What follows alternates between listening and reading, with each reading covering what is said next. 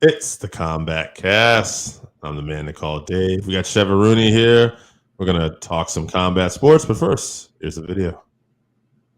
Are you a fan of pro wrestling, comedy, and combat sports? Then we have the podcast for you because we cover that and much, much more.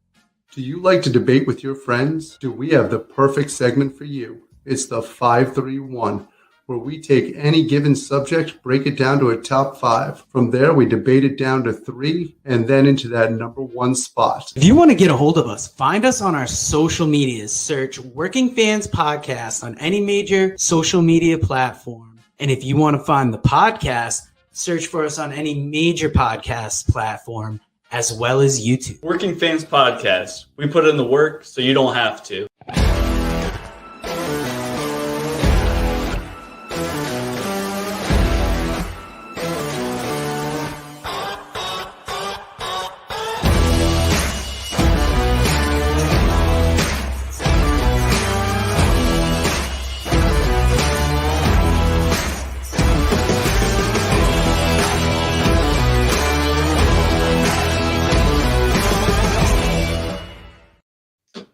All right, everybody. What's going on? Little discussion today. Hey, already in the comments. Dave's back. Yeah, I'm back. So I won't talk too much about it today. I am going to probably on a future episode. But for those who don't know, Joe had mentioned earlier, I did have a family emergency this week. My mom had passed away. There will be a funeral this week. So guys, we're throwing this episode together a little bit today. We were trying to do a 5-3-1 on top 5 MMA personalities. It's going to be me and Chevy talking about our top 5 MMA personalities, and we're going to do that at the end of the show. But we got other stuff we'll bring you. I'll spot a little bit here to some of these guys. Randy, I'm okay, as good as you can be. Yeah, man, let's just get back in the saddle. Chevy, let's talk about what we got coming up first. All right. April 9th, we're going to be doing a preview of UFC 273. That's Volkanovski versus the Korean Zombie. It's going to be a fireworks fight. And then on April 16th, we're going to be covering UFC Fight Night Luque versus Muhammad 2. I'm excited for that one as well. And after that, cards get a little bit soft. We got April 23rd, we got UFC Fight Night Lemos versus Andrade. So hopefully that card fills out a little bit more. Based on the main event, not too promising. So we might add something else in there for you guys. Yeah, we'll give you a bonus. We'll throw something at your way. Yeah. So, Randy, you're our ideal man there. So I hear you seeing this comment. Come with some ideas. Where's these segments at, Randy? Yeah. Let's talk about something we were talking about a little off air before we're going to talk a little bit just past UFC Columbus, which was a good card, by the way. There's some good stuff on that one we'll talk about. Let's talk a little one championship first. So a couple of things. Mighty Mouse was victorious this week. And who was this guy he was facing? But the guy he was facing wasn't like an MMA guy, right? He was like a great Thai champion. Yeah, he's a Muay Thai guy. Rotang, I think, is how his name is pronounced. But he has, like 4,000 fights. Not really 4,000. He has like 400 fights because, they fight every 3 days in Thailand or something like that. But he's this great champion. He's one of those guys that you see in all these highlight videos, just putting his hands down, letting people punch him in the face, and then he comes back and knocks the person out. So they had a mixed rules match where round 1 and round 3 were Muay Thai only, and then round 2 and round 4 were MMA rules. Okay. So I saw him choke him out, so I'm guessing he made it to round 2. He made it to round 2. And, I didn't watch the fight, but I heard that DJ looked pretty good in the opening round as well. I mean, his Muay Thai is pretty good. So, I mean, he didn't get knocked out. He did what he needed to do, took Rotang's back, and choked him out, which was probably inevitable. Now, I was telling you, too, off air, the chairman of One Championship had made a comment that he thought that his heavyweights would smoke Francis Ngannou, citing that they're more complete heavyweights. And he talked about his current champion, who's a great wrestler. Not taken away from any of those fighters, but this is just a lot of smoke to get attention, right? And maybe even hopefully lure Nagano over with some trash talk, maybe leaning back and like, you know what I'm saying? Like, this is just all talk, right? It's clout chasing, yeah, for sure. Yeah. We had to look up who the one championship heavyweight champion was because we didn't know who he was. So no, and he did fight in the UFC, a couple victories, and he is a great wrestler. And I don't know he's not coming into his own, but to say that this guy's just or the whole division is just going to wipe the floor with Francis Ngannou, I find that very hard to believe. Francis is maybe the hardest puncher in MMA ever. So I can't see how you're going to say he's going to wipe the floor. I mean, he's beat some great fighters in the UFC. He knocked out Cain Velasquez in like seconds. Yeah. So I don't see how you could make a claim like that, but go on, Chatri, put your promoter hat on. Yeah. The eraser. That's the one thing Francis has. And Francis is becoming more of a complete fighter. Now, I will say this. It's a hell of a time to make that statement as Francis goes in for surgery and stuff too. And when he comes back, if he's not actually under a UFC contract, because then if he is able to lure him for some reason and Francis is not as mobile or something happens, like you look brilliant. So, yeah, I mean, they do pay in one championship. Right. If you're a big name fighter, you look at some of the fighters that have gone over there and one championship, make sure to knock them down a peg when they come over. So I think DJ's been the only one that's been successful, and even he has had to struggle. So if you're these promoters like ONE FC and Bellator, do you back up like the money truck for a guy like Francis when his contract comes up? Because is he numbers? He's not Conor McGregor, obviously, in that sense, but like, is he numbers for a promotion like a Bellator or ONE FC or another promotion? Like, is he just going to mean so much to that company that, let's get him on there?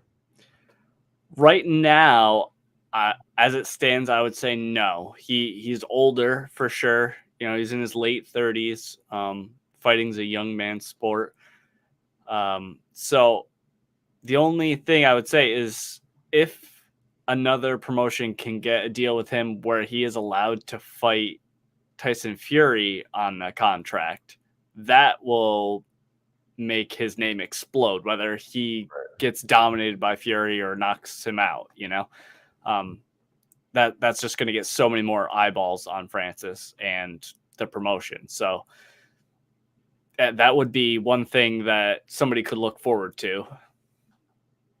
Yeah, I think so. I think he might be worth money. What's up, Sean? Sean Sandwork in the comments. Hey, Sean. Randy had some comments here. I'll just do this one here. Thoughts on Eagle FC? I'm for all these promotions, trying to make a splash.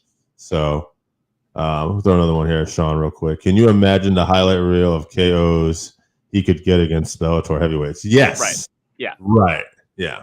That's a big thing. So, I mean, to me, and a guy like Scott Coker, you get your promoter hat on. You want him to. You want to keep building this guy up, especially if he comes in as the UFC heavyweight champion, never losing that belt. You continue to build him up. Yeah. So one other thing I want to talk about. Actually, you know what? We'll talk about this when we talk about this past week's card of that Kai Car France and Figueroa comment. Okay. All right, so let's talk about this weekend in Columbus. It was Blaydes, Dawkins, and I believe it broke the record for gate for the UFC. I think I saw that. Oh, okay. They must have been charging an awful lot for tickets to break a gate record. Maybe it was, for that building. For that building, yeah. Yeah. Columbus, Ohio, too. I don't know what. Yeah. So, but I mean, after that London card, we weren't expecting much, but the crowd was pretty hyped up. Yeah. During that Kai Car France fight. Absolutely. What was the first fight here? Mark, I always struggle with this by his name. KC versus Borishev. Yeah, I did not see that fight. How was that? How was that going? Casey basically did what I thought he was going to do. He came back, used his experience, and showed some wrestling that he hadn't showcased before this because he's more of a kickboxer. But he showed a little bit of wrestling. He outpointed the guy, outpointed Borshev, got the win. So it was good on him. Lightweight division. Do you want to put him in a guy like Paddy Pimblett? I'll tell you what, I think matchup wise, Paddy eats him up right now. I think just because matchup stylistically. Now I don't think DeCasey's, levels below Pimblett. I just think Pimblett's aggression and jiu-jitsu, he'd get it to the ground, and he definitely had the advantage on the ground. Then we had welterweights, Neil Magny, Max Griffin. This is where I tuned in. Max Griffin looked on fire in the beginning here. He clipped them, looking good. But Magny, being that grinder, hangs in there. And, if you follow Neil Magny's career, like, he's been in trouble before in fights, and he's really good at just hanging in there and outlasting and putting the pace on a guy. And I felt that's what he did here. I thought it was a close fight, but I thought Magny did enough to win, and super impressive. And Magny wants to fight anybody. This is a guy that once got smoked by Damian Maia with jiu-jitsu, and then he hit Maia up for jiu-jitsu lessons and started, training with him in jiu-jitsu. So he doesn't have an ego. He always wants to learn. To me, he's one of the best, like, as far as like a martial artist goes, right? Like, he's just one of those guys. He's humble, and I always like the guy. I'm glad he's had a pretty good career and he's hanging in there. I don't know what's going to be next for him, but I thought this was a great performance. Right. He's been calling out Hazmat. So, I mean, he's not going to get that fight. Hazmat has passed him by at this point. But he is, basically the only person that was calling him out. So it shows the balls that Neil Magny has. As far as the fight went, I think you called it spot on. He got clipped early and then just used his experience and then his cardio, put pressure and overcame Max. It was a close fight. I think it was a split decision. But I thought it was the right decision too. I agree. And then we had Askarov versus Kai Kara-France. Askarov we talked about this fight ahead, was a beast, and he had gone through his last opponents. And such a great wrestler. Only had a draw with Brendan Moreno, and we thought, okay, like, this guy's probably going to fight for the title here at some point. Kai Kara-France had that, impressive win over Cody No Love at flyweight, but Cody had never fought at flyweight. But we thought, okay, he made some noise, and now this is a chance. But we thought, bad matchup. But, man, so it looked like that in the beginning. Askarov was aggressive, took him down. But Kai Kara-France, so much better at the feet and also just able to stop those takedowns. Not all the time, but consistently enough where he was able to keep it to the feet and he was able to execute his game plan. Again, a close fight, but I thought he edged it out. And at the end of the day, he might be in line for a title shot. It seems like Davidson is calling him out. Davidson doesn't seem like he wants to fight Brendan Moreno, even citing that Brendan Moreno called him a monkey. And apparently Davidson's been on these tours against racism, and he's saying that Brendan's racist. I have a hard time believing Brendan Moreno is a racist. But this seems to me like Davidson doesn't want to fight Brendan Moreno, and Kai Kara-France has some buzz, and he wants this fight. He probably looks at it as like an easier fight, whether that's true or not. So take the fight first. The Kai Kara-France fight, I just thought that Kai looked like he had stepped up to another level. Like you said, with his takedown defense, his ability to get up when he was taken down, he didn't take a lot of damage. And he just went right at Askarov, showed lots of aggression, and he looked slick on the feet. So he put that pressure on Askarov, and Askarov couldn't really deal with it. So I thought it was the right decision for him to get the win. He was hyped up. It was a very good fight. As far as in the future with Davison, Brandon Moreno seems like the nicest guy in the UFC, so I don't picture him being a racist. But Does Kai Cars overstep him, though? Do you think he's going to get this title shot? No, I don't think so. I mean, it's not outside the realm of possibility because we're kind of in weird territory with them fighting a fourth time. Yeah. So, I don't know if it's 1-1-1. yeah, I don't know if Kai did enough. He wasn't dominating enough to overstep it. I do think he's next in line. Maybe he has to fight one more guy, but I would assume he would be next in line after that. Yeah, I'd like to see them do Moreno, Figueroa in the next few months, and I'd like to see Carr almost wait it out, but we'll see. Yeah.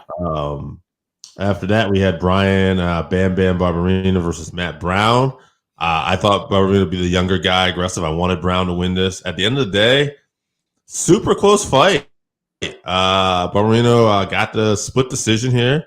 I guess it was kind of tough to pick, honestly. So I'm glad I wasn't a judge, but I really wanted Matt to get the win and just kind of go out, like you said. And I was a little bummed for him more than anything. But yeah, the guys did exactly what they said that they brought it. Mm-hmm.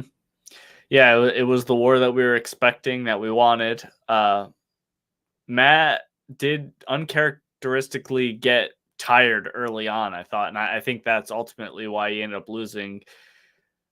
In that third round, he didn't have enough in the gas tank to pressure Brian, but it was good. It was a good fight. A lot of elbows in close.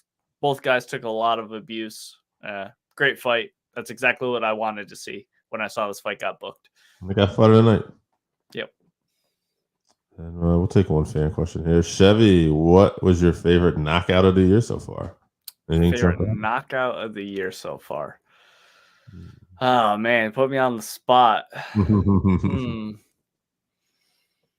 I have a hard time remembering when things happened, but trying to think of some of the better knockouts of the year. I mean, that Molly McCann one might be knockout of the year. I mean, I know that was like last week, but that spinning back elbow, that was pretty nice. Yeah. Yeah, that's a good one. Yeah, there's so many, and it happens all the time. That's one of the great things about UFC, okay, before we get to the next fight, I actually have to say this little sidebar here about the UFC and MMA in general. One of the great things I love about MMA, and the UFC in particular did a good job promoting this, is in the old days when you paid all this money for a pay-per-view and a boxing, and you like Mike Tyson knocked him out in 30 seconds. Yeah, you loved it, but it was so many of the people used to complain about, oh, shit, it only lasts as long. Now in MMA, you're excited for those knockouts. And I think it's partly because you're putting on a competitive card overall in a lot of the pay-per-views, and you have all these different names are built up ideally. So you like to finish, and things get ended anytime. So I think it's one of the best things that they did is they really play up to that fact. In those boxing cards, people only buy those pay-per-views to watch the main event. That's the problem with boxing, We watch from the prelims all the way up, sometimes the early prelims all the way to the last fight. So that just shows the difference, I think, between MMA, or especially the UFC and boxing. Their promotion, they promote all the guys. Right. And we were talking about this with Sean a few weeks ago, too. Like, there's some great competition from promotions like Bellator, ONE FC. But the thing where the UFC gets everybody is just the depth of competition. Overall exactly.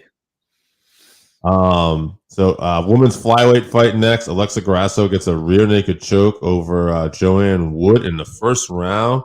Impressive performance by Grasso. Maybe next for a title shot. But nobody's on the level of Shevchenko, I feel like, still. So yeah. I felt bad for JoJo. Kind of felt this was going to be the way it went for her when this fight got called. The UFC is not doing her any favors. She's older, she's near the end of her UFC career for sure. As far as Alexa, yeah, I think she might be next in line. She's definitely up there, next or one more maybe, but yeah, chances are she just is the next to get smashed by Valentina. But we also saw with Juliana Pena that, you can beat the unbeatable. It does happen in this sport. So you never know. Valentina could get complacent and slip and get caught by somebody. So people just need to be ready to be that person. Absolutely. Yeah. That's when she's going to lose someday. Shevchenko will lose when we least expect it. Exactly. Yeah. Curtis Blaydes in the main event against Chris Dawkins. Very interesting in the sense that you can remind me, did Curtis ever go for a takedown here at all? I don't think he went for one takedown. No. So this is all stand up. We had Cage My IQ in the comments last week there, and I remember he was saying that was the one knock on Blaydes is that he got a little predictable, and we were kind of saying, yeah, we can see that, but he wasn't this time. He wanted to make a statement. He did it, and I think he's thrown his name out there that, hey, if there's an interim heavyweight title or a vacated heavyweight title, he wants to be in that mix. Yeah, he called out Stipe, who was in the crowd. Respectful call. Yeah. I think they had trained together at some point in their careers when Curtis was very young. And he said that Stipe just showed that he was levels above him at the time, and he wants to test himself now.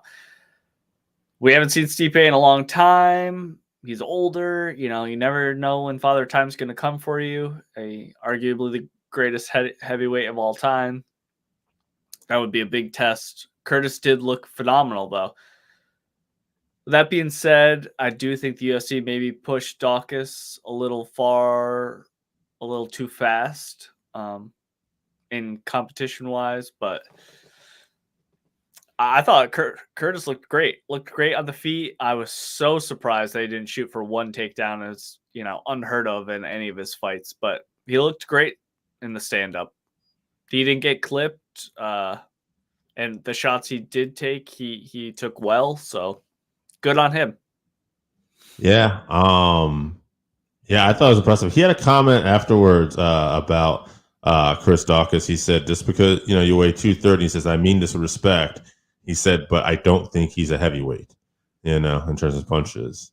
Mm-hmm. Some, truth to that. He was in there, he didn't feel threatened. This is a guy who you think if he felt threatened, he would have immediately gone to the wrestling. Yeah, I don't know about that weight. A lot of people think that 230 is the ideal weight for heavyweight, like I'm pretty sure Kane in his prime was fighting around there.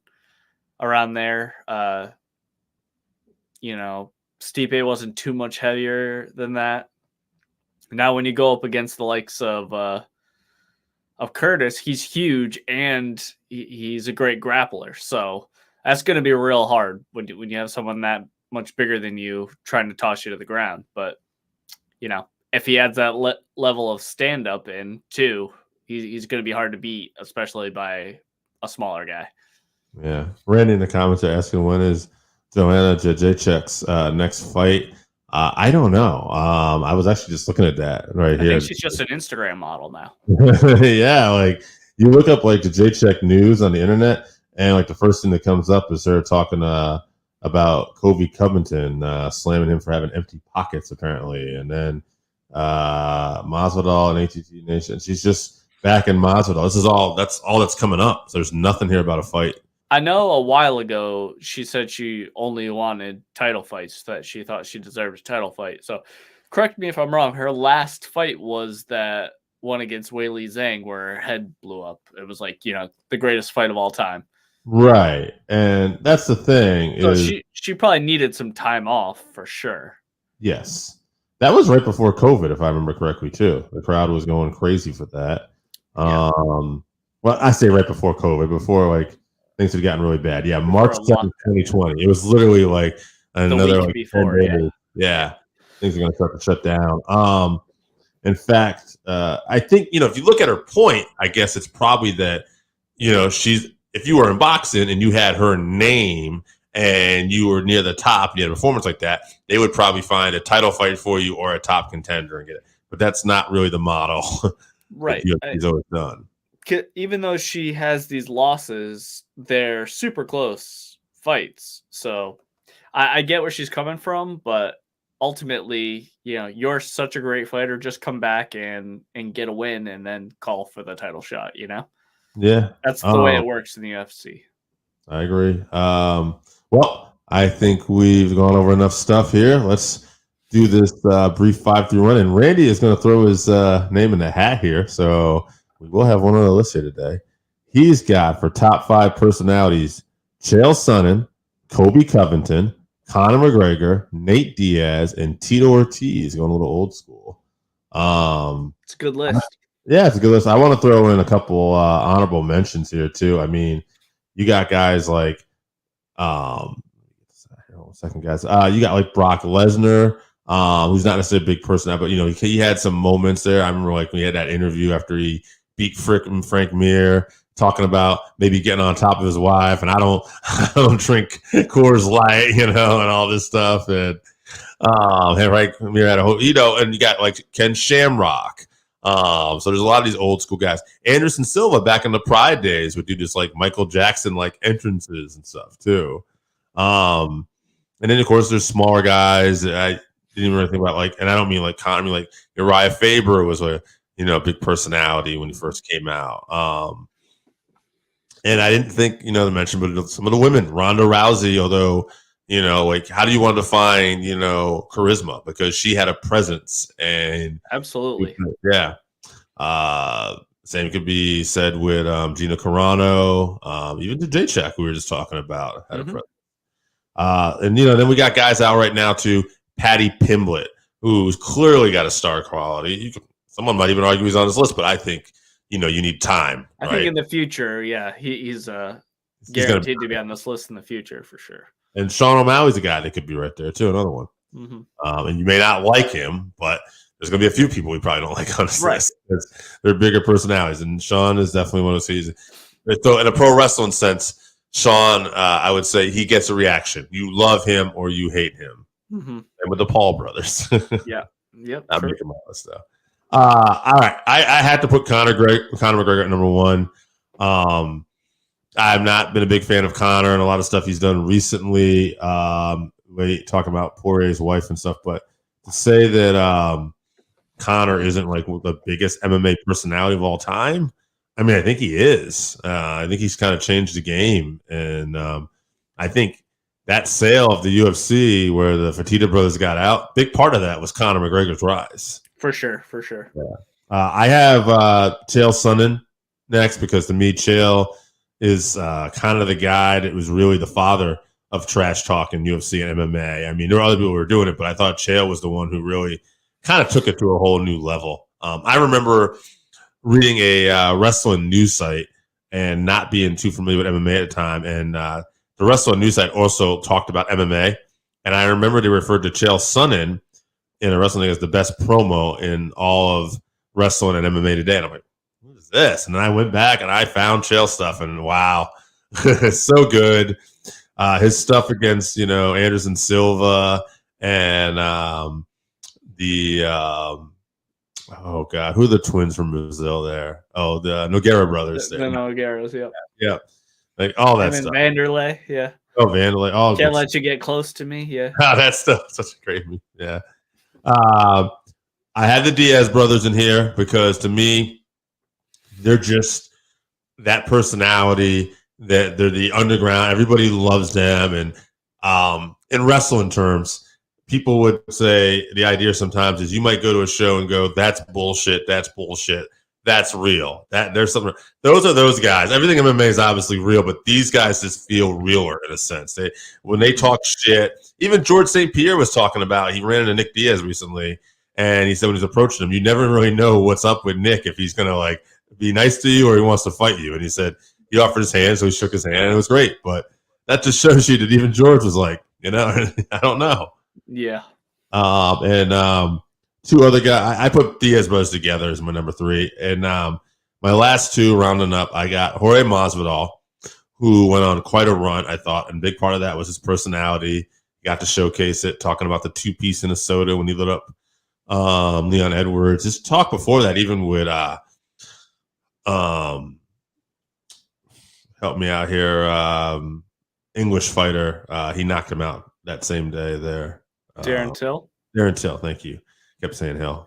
Had a bad week, guys. So Darren Till, he he had some great trash talk, and I think he's definitely up there. And one other guy I had to put on my list. I think this guy, he might fall under the radar or something, but people always call him out. Michael Bisping. Like, I think he's one of those great personalities, and he's done so much for UK MMA in general. Absolutely. If we're doing ever top 5 MMA badasses too, he's probably going to be near the top of my list as well. He's the only guy that's fought with one eye. So, I would say he's probably got to be at the top for sure. So my list, I had a lot of the same people. Surprise, surprise. So I'll just go through it quick because I had almost all the same. So I had number 1, Conor. Yep. Number 2, Diaz brothers. I'll skip over my number 3. So number 4, I had Chael, and number 5, I had Bisping also. Okay. So the only one I had that was different would be Max Holloway. He's not a shit talker, but he does have a presence. He does. He's calling everyone in the division cupcakes. He's going to eat them all up. Blessed Express. It is what it is. All that.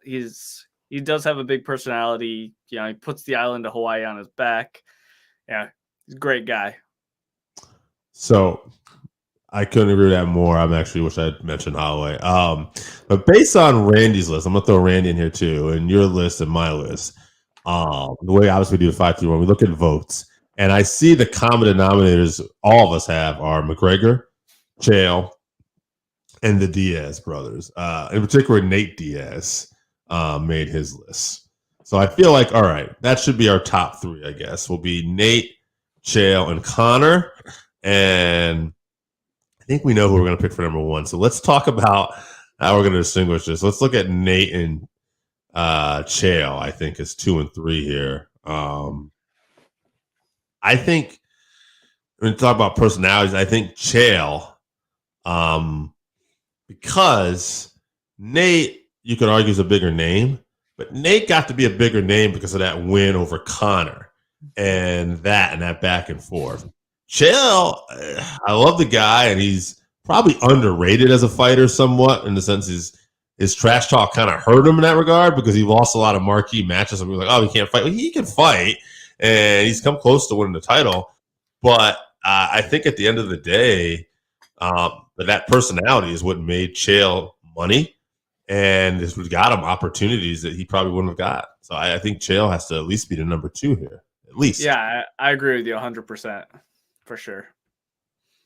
And so are we just going to say Conor is probably number 1, though? Like him or not? He's got to be, yeah.